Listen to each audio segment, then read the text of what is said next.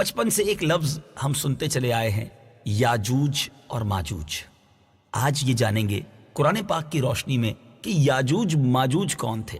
آج ایک اور ہستی کی بات بھی ہونی ہے جن کا نام ہے حضرت ذوالقرنین رضی اللہ تعالیٰ عنہ۔ تو حضرت ذوالقرنین اور یاجوج ماجوج کا ایک واقعہ بھی ہے، تعلق بھی ہے۔ آئیے آپ کو آج یہی واقعہ سناتے ہیں۔ حضرت ذوالقرنین کا نام سکندر ہے۔ یہ حضرت خضر علیہ السلام کے خالہ زاد بھائی ہیں۔ حضرت خضر علیہ السلام ان کے وزیر اور جنگلوں میں علم بردار رہے ہیں۔ یہ حضرت سام بن نوح علیہ السلام کی اولاد میں سے ہیں اور یہ ایک بڑیا کے اکلوتے فرزند ہیں۔ حضرت ابراہیم خلیل اللہ علی نبینا علیہ السلام کے دست حق پرست پر اسلام قبول کر کے مدتوں ان کی صحبت میں رہے، اور حضرت ابراہیم خلیل اللہ علی نبینا علیہ السلام نے ان کو کچھ وصیتیں بھی فرمائی تھیں۔ صحیح قول یہی ہے کہ یہ نبی نہیں ہیں بلکہ ایک بندہ صالح ہیں جو ولایت کے شرف سے سرفراز ہیں۔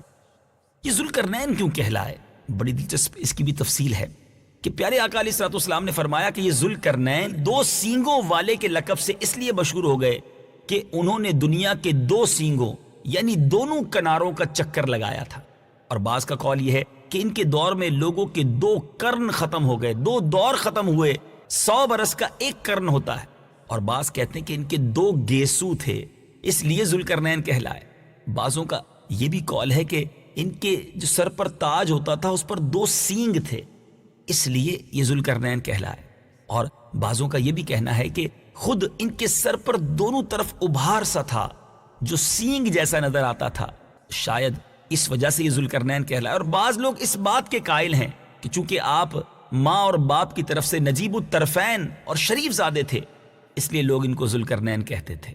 بڑی عظیم شخصیت ہیں، اللہ تعالیٰ نے ان کو تمام روئے زمین کی بادشاہی عطا فرمائی۔ جی ہاں، پوری دنیا پر ان کو بادشاہی ملی۔ یوں کہا جا سکتا ہے کہ پوری دنیا کا ایک چکر لگایا، مشرق سے لے کر مغرب تک دونوں دنیا کے کونوں کو انہوں نے وزٹ کیا، انہوں نے سفر اختیار کیا۔ دنیا میں کل 4 بادشاہ ایسے ہوئے ہیں مدنی چینل کے ناظرین جن کو پوری دنیا کی پوری بادشاہی ملی ہے۔ چلیں آج یہ بھی معلومات میں اضافہ ہو رہا ہے، ان میں سے 2 مومنین تھے اور 2 غیر مسلم تھے۔ مومن حضرت سلیمان علیہ نبینا علیہ السلام اور حضرت ذوالقرنین رضی اللہ تعالیٰ عنہ، اور کافر ایک بخت نصر اور دوسرا نمرود ہے۔ اور تمام روئے زمین کے ایک 5ویں بادشاہ اس امت میں ہونے والے ہیں جن کا اسم گرامی حضرت امام مہدی رضی اللہ تعالیٰ عنہ۔ سبحان اللہ۔ حضرت ذوالقرنین نے 3 سفر کیے اور ان 3 سفروں کا حال قرآن میں بیان ہوا ہے۔ جی ہاں، کیسی عظیم شخصیت ہیں کہ جن کے سفروں کے احوال قرآن میں بیان ہوئے۔ آئیے قرآن مجید سے ان تینوں اسفار کے، ان تینوں سفروں کے احوال سنتے ہیں۔ پہلا سفر، حضرت ذوالقرنین رضی اللہ تعالیٰ عنہ نے پرانی کتابوں میں پڑھا تھا کہ سام بن نوح علیہ السلام کے دور میں ایک شخص آب حیات کے چشمے سے پانی پی لے گا تو اس کو موت نہ آئے گی۔ اس لیے حضرت ذوالقرنین نے مغرب کا سفر کیا۔ آپ کے ساتھ حضرت خضر علیہ السلام بھی تھے۔ وہ تو یعنی حضرت خضر علیہ السلام تو آب حیات کے چشمے پر پہنچ گئے اور اس کا پانی بھی پی لیا، مگر حضرت ذوالقرنین کے مقدر میں نہیں تھا اور وہ آب حیات کے چشمے سے پانی پینے سے محروم ہو گئے۔ اس سفر میں آپ جانب مغرب روانہ ہوئے تو جہاں تک آبادی کا نام و نشان ہے وہ ساری منزلیں طے کر کے آپ ایک ایسے مقام پر پہنچے کہ انہیں سورج غروب کے وقت ایسا نظر آیا کہ ایک سیاہ چشمے میں ڈوب رہا ہے، جیسا کہ سمندری سفر کرنے والوں کو آفتاب سمندر کے پانی میں ڈوبتا ہوا نظر آتا ہے۔ وہاں ان کو ایک ایسی قوم ملی جو جانوروں کی کھال پہنے ہوئے تھی، اس کے سوا کوئی دوسرا لباس ان کے بدن پر نہیں تھا، اور دریائی مردہ جانوروں کے سوا ان کی غذا کا کوئی دوسرا سامان نہ تھا۔ یہ قوم ناسک کہلاتی تھی۔ حضرت ذوالقرنین نے دیکھا کہ ان کے لشکر بے شمار ہیں اور یہ لوگ بہت ہی طاقتور اور جنگجو ہیں، تو حضرت ذوالقرنین نے ان لوگوں کی گرد اپنی فوجوں کا گھیرا ڈال کر ان لوگوں کو بے بس کر دیا۔ چنانچہ کچھ تو مشرف با ایمان ہو گئے اور کچھ آپ کی فوجوں کے ہاتھوں مقتول ہو گئے۔ دوسرا سفر، پھر آپ نے مشرق کا سفر اختیار کیا۔ ویسٹ کے بعد آپ نے ایسٹ کا، مغرب کے بعد آپ نے مشرق کا رخ اختیار کیا، یہاں تک کہ جب سورج طلوع ہونے کی جگہ پہنچے تو یہ دیکھا کہ وہاں ایک ایسی قوم ہے جن کے پاس کوئی عمارت اور مکانات نہیں ہیں۔ ان لوگوں کا یہ حال ہے کہ سورج طلوع ہونے کے وقت یہ لوگ زمین کے غاروں میں چھپ جاتے اور سورج ڈھل جانے کے بعد غاروں سے نکل کر اپنی روزی کی تلاش میں نکل پڑتے۔ یہ لوگ قوم منسک کہلاتے تھے۔ حضرت ذوالقرنین نے ان لوگوں کے مقابلے میں بھی لشکر آرائی کی، اور جو لوگ ایمان لائے ان کے ساتھ بہترین سلوک کیا، اور جو اپنے کفر پر اڑے رہے انہیں تباہ و برباد کر دیا۔ اب باری ہے تیسرے سفر کی۔ پھر آپ نے شمال کی طرف سفر کیا، یہاں تک کہ دو پہاڑوں کے درمیان میں پہنچے تو وہاں کی آبادی کی عجیب و غریب زبان تھی۔ جن لوگوں کے ساتھ اشاروں سے بمشکل بات کی جا سکتی تھی، ان لوگوں نے حضرت ذوالقرنین سے یاجوج ماجوج کے مظالم کی شکایت کی اور آپ کی مدد کے طالب ہوئے۔ اب یاجوج ماجوج کون تھے؟ مدنی چینل کے ناظرین ذرا غور سے سنیے۔ یہ یافس بن نوح علیہ السلام کی اولاد میں سے ایک فسادی گروہ ہے، اور ان لوگوں کی تعداد بہت ہی زیادہ ہے۔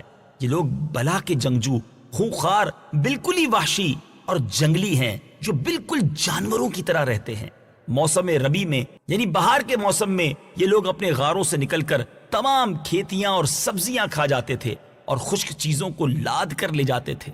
آدمیوں اور جنگلی جانوروں، یہاں تک کہ سانپوں، بچھوؤں، گرگٹ اور چھوٹے بڑے جانور کھا جاتے تھے۔ حضرت ذوالقرنین سے وہاں کے لوگوں نے فریاد کی کہ آپ ہمیں یاجوج ماجوج کے شر اور ان کی ایذا رسانیوں سے، ان کی ان تکلیفوں سے ہمیں نجات دلائیے۔ اور اس کام کے عوض انہوں نے کچھ مال کی بھی پیشکش کی۔ تو حضرت ذوالقرنین رضی اللہ تعالیٰ عنہ نے فرمایا کہ مجھے تمہارے مال کی ضرورت نہیں ہے، اللہ تعالیٰ نے مجھے بہت کچھ دے رکھا ہے۔ اب ایسا کرو کہ تم لوگ جسمانی محنت سے میری مدد کرو۔ چنانچہ آپ نے دونوں پہاڑوں کے درمیان بنیاد کھدوائی۔ جب پانی نکل آیا تو اس پر پگھلائے ہوئے تانبے کے گارے سے پتھر جمائے گئے، اور لوہے کے تختے نیچے اوپر چن کر ان کے درمیان میں لکڑی اور کوئلہ بھروا دیا اور اس میں آگ لگوا دی۔ اس طرح یہ دیوار پہاڑ کی بلندی تک اونچی کر دی گئی، اور دونوں پہاڑوں کے درمیان کوئی ایسی جگہ نہ چھوڑی گئی۔ پھر پگھلایا ہوا تانبا دیوار میں پلا دیا گیا، جو سب مل کر بہت ہی مضبوط، کانکریٹ جس کو کہتے ہیں نا، بہت ہی مضبوط اور مستحکم دیوار بن گئی۔ اب گویا اس قوم اور یاجوج ماجوج کے درمیان ایک دیوار کھڑی کر دی گئی۔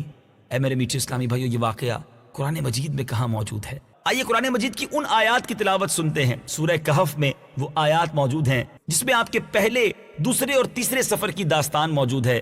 تلاوت قرآن اور ترجمہ قرآن۔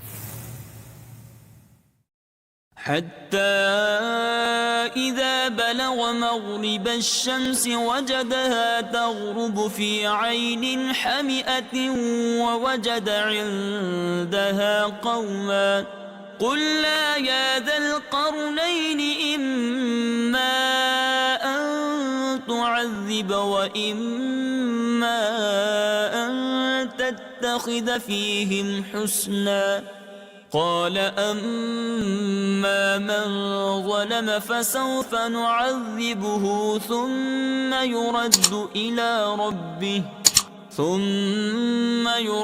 إلى ربه فيعذبه عذابا نكرا وأما من آمن وعمل صالحا فله جزاء الحسنى وَسَنَقُولُ لَهُ مِنْ أَمْرِنَا يُسْرًا۔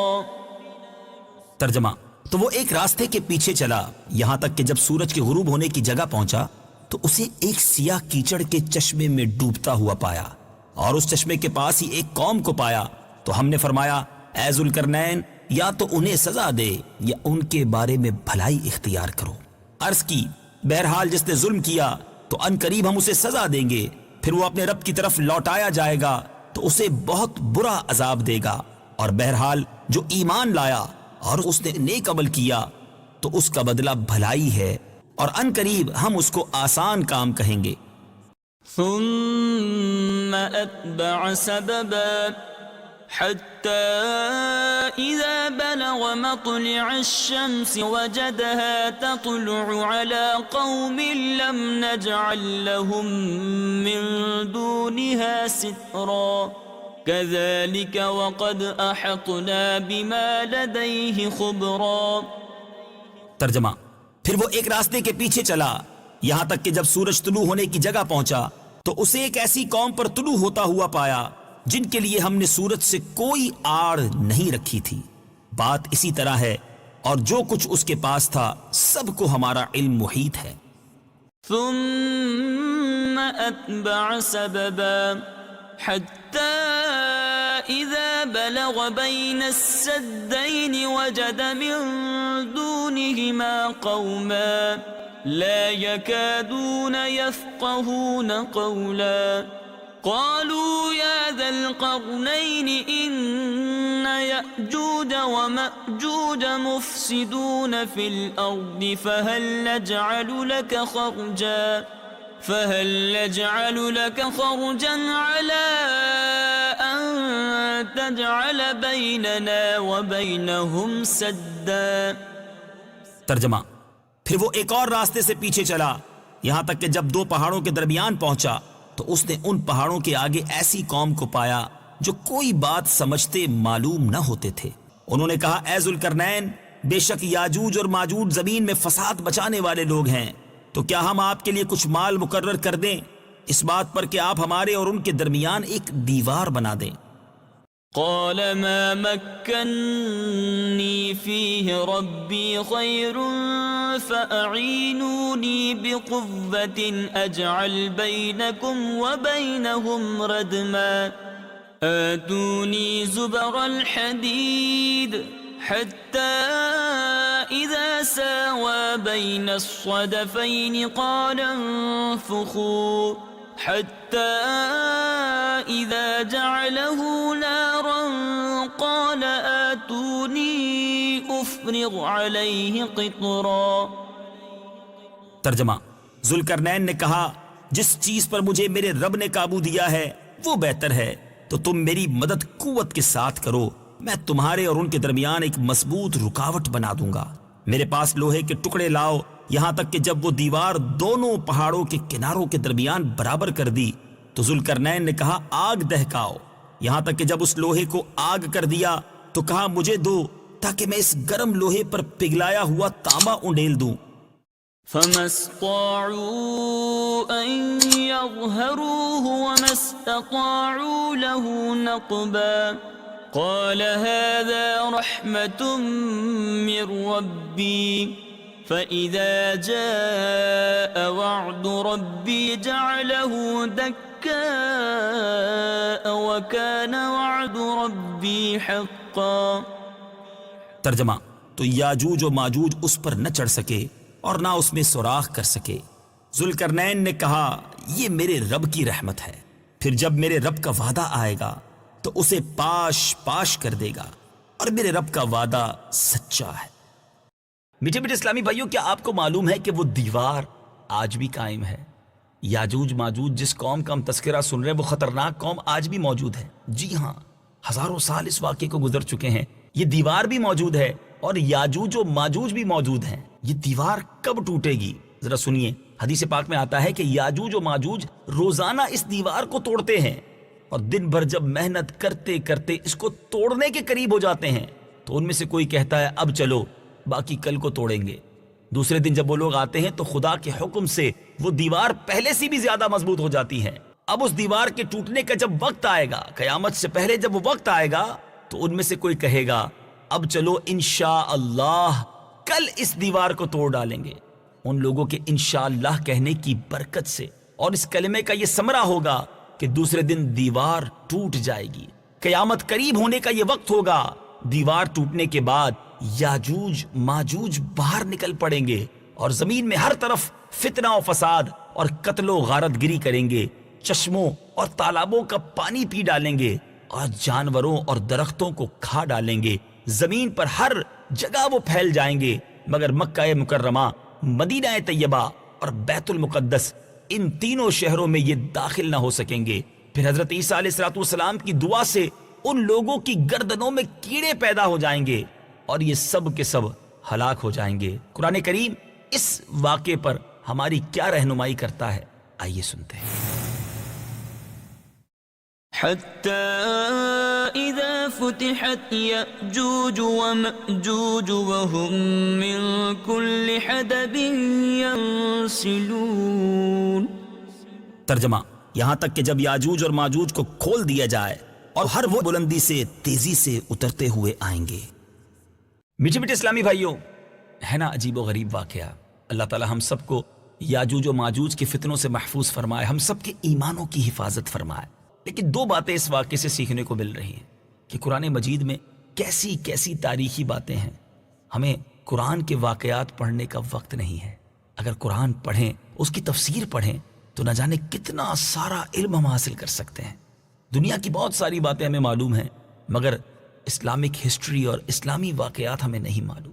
آئیے نیت کرتے ہیں، قرآن پڑھیں گے بھی اور اس کو سمجھنے کی بھی کوشش کریں گے. الحمدللہ مکتبۃ المدینہ نے ہمارے لیے ایک بہت خوبصورت تحفہ صراط الجنان تفسیر قرآن کا عطا کیا ہے. آپ اسکرین پر بھی صراط الجنان کا ٹائٹل دیکھ رہے ہوں گے. یہ بہت شاندار تفسیر قرآن ہے اور بڑے آسان الفاظ میں موجود ہے. مکتبۃ المدینہ سے اسے حاصل کیجئے. آپ چاہیں تو اسے dawatIslami.net سے ڈاؤن لوڈ بھی کر سکتے ہیں. یاجوج و ماجوج کا یہ کہنا کہ انشاءاللہ کل آ کر دیوار توڑیں گے تو انشاءاللہ کی برکت سے وہ دیوار بھی ٹوٹ جائے گی. اے میرے میٹھے اسلامی بھائیوں، ذرا غور کیجئے.